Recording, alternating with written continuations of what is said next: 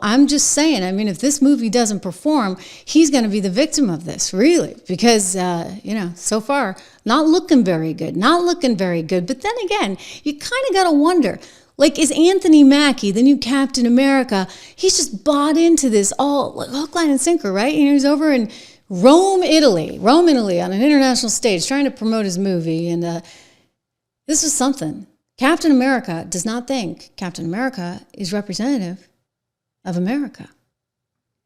For me, Captain America represents a lot of different things, and I don't think the term, America should be one of those representations. Like, it's about a man who keeps his word, who has honor, dignity, and integrity.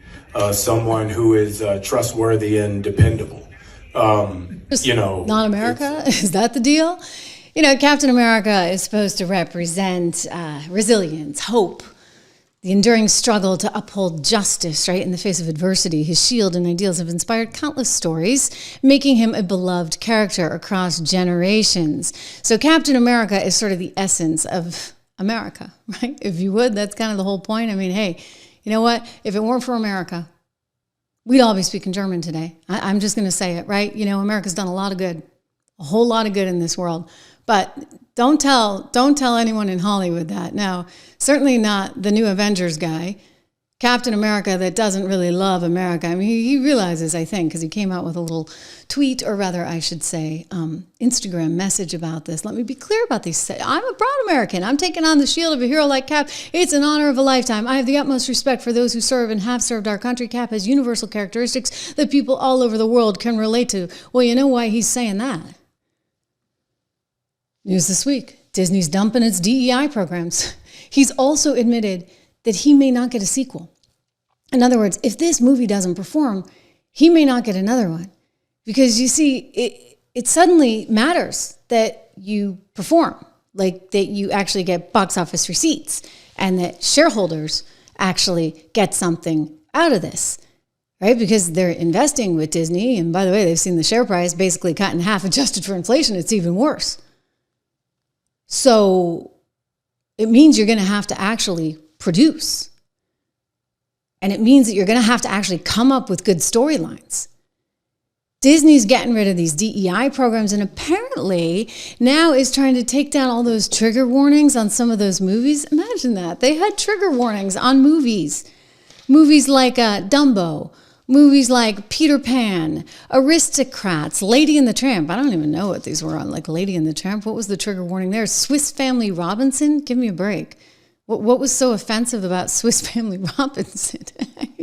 So they had these trigger warnings because they were buying into this narrative that, by the way, was all about this wokeness, and it was gross, right? Because they were putting so much money, your money, into these woke programs in order to try and distort reality. And finally, Americans said, you know what? I've had enough. It's over. It is over. And Disney is going to be in just a little bit of trouble. I suspect. I mean, it's not just Captain America that's the problem, but one show called The View. I'm getting to that in a second, but thank you for all the compliments today. I always appreciate it. Happy Valentine's Day to you as well. I take my Balance of Nature every day. A little plug for one of the great sponsors on this show. I take my vitamins from Balance of Nature, and it is a wonderful product. I can attest to that. My gummies, fruits and veggies that I take every single day. It's just really, I mean, I sound repetitive. I get it because I talk about this every day, but I don't think I've ever had a winter where I have not been sick. Now, you know what? We're getting started. So I don't want to, I should knock on wood or something. I don't want to count my chickens before they hatch, but it's been good that I have not yet been sick this year, and I hope that that will continue. And I thank Balance of Nature for that. So I take my fruits and veggies every single day, kind of like when I was a kid and I took my vitamins. This stuff is pretty good. You can check it out. You can get 35% off, actually, if you use code word Trish, Trish, my name. Go and do that. Use code word Trish. Go check out Balance of Nature, 35% off, plus free shipping, plus you actually get Money back guarantee, of course, so no harm, no foul, and it's about taking care of yourself. Disney, meanwhile, still dealing with lots of trouble. So Disney has just dropped its DEI programs. That's a big deal, right? But it kind of has to now, because DEI is actually against the law. I mean, you can't actually just give somebody a job just because of the color of their skin. That actually is against the law. You see, that's called discrimination. And so Trump was like, no more. Okay, we're getting rid of this. And I think they're going to have a little problem with, that one show called The View on ABC. Brandon Carr, he's the new head of the FCC. He's not messing around. He's already sent Bob Iger a note. And, they have this woman called Whoopi Goldberg, who's a bit of an issue and has spread all kinds of lies and serious propaganda on The View daily. I mean, the whole lot of them are just a disaster, but there's one in particular that seems to be trying to keep her mouth shut lately. But remember when she said this? I'm going to be, on day one, I'm going to be a dictator.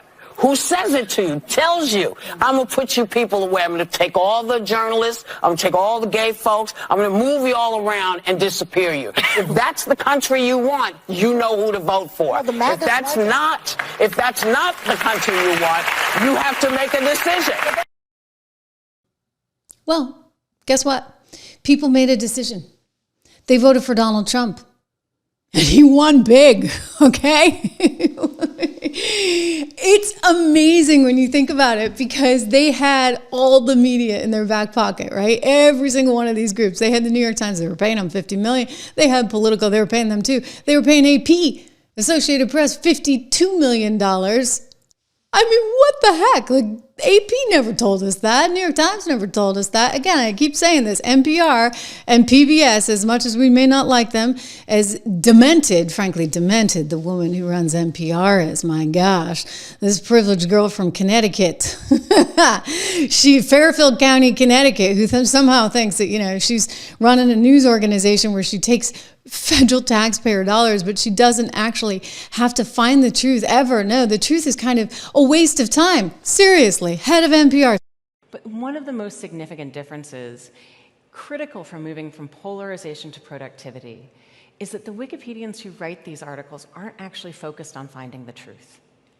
They're working for something that's a little bit more attainable, which is the best of what we can know right now. And after 7 years there, I actually believe that they're onto something. That for our most tricky disagreements, seeking the truth and seeking to convince others of the truth isn't necessarily the best place to start.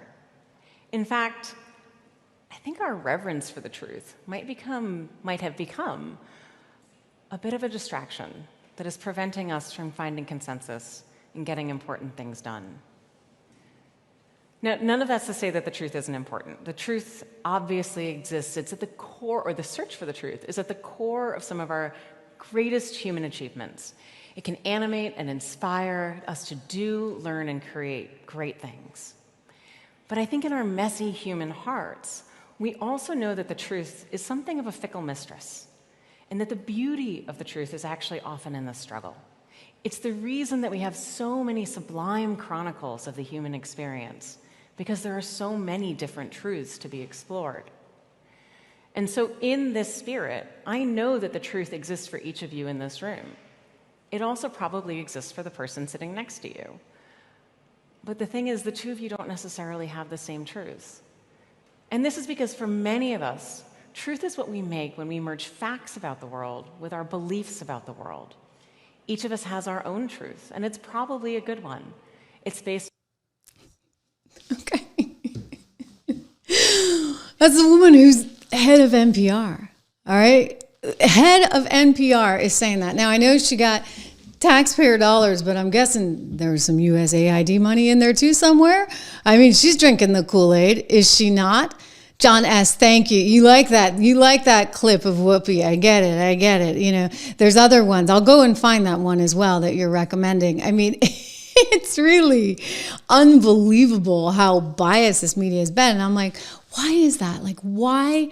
I kept asking myself over the last 4 years, and certainly over the last 8 years, but it was definitely acute over the last 4 years. Like, why are they doing this? Why are they not actually being pragmatic? Why are they ignoring reality, whether it be the Hunter Biden laptop, whether it be that the coronavirus came from Wuhan, China,